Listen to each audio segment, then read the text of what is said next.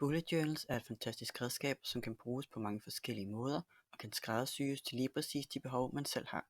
Jeg har lavet 4 videoer med lidt forskellige designs, og en video, hvor jeg snakker lidt om produkterne, jeg har brugt. Hvis du har nogle spørgsmål, er du velkommen til at skrive en kommentar, eller komme ned i BogD Fisketorvet og få hjælp.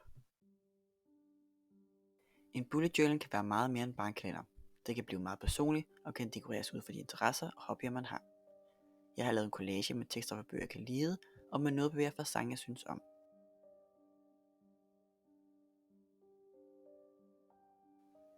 Der er en meget lille månedsoversigt, som mest bare fungerer som et overblik.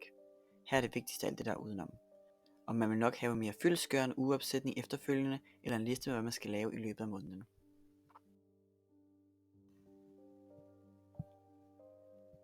Udover at sætte tekster og mønstre ind for at skabe fede designs, kan man også lave sider med ens egne minder.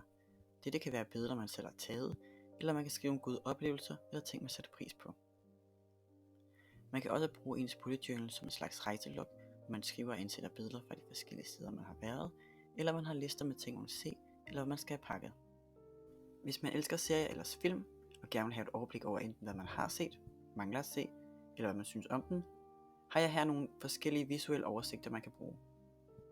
Jeg har lavet en oversigt over hvilke sæsoner der er i de forskellige serier jeg ser, og hvor mange episoder der er i den.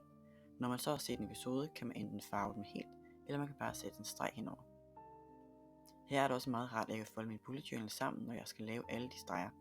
Man kan også lave bedømmelser af serier, eller markere hvilken genre det er, ud fra hvilke farver man bruger.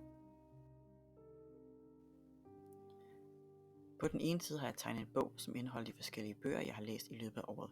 Her kan man så tilføje en ny titel efterhånden, som man læser bøgerne.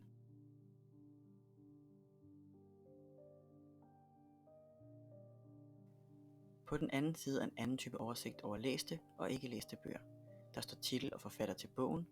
Der er et felt, man kan farve, hvis man har købt bogen. Det der er med til at gøre, at man kan se, hvilke bøger man synes er interessante, men ikke har købt endnu, eller hvilke bøger man har fået købt. Der er også et felt til, hvornår man starter på bogen, og hvornår man er færdig. Til sidst er der et felt til at kunne give bogen stjerner. Hvis man læser mange forskellige typer bøger, kan man også vælge enten at skrive genre på et felt, eller man kan skrive titlerne med forskellige farver, og så have en specifik tag til hver genre.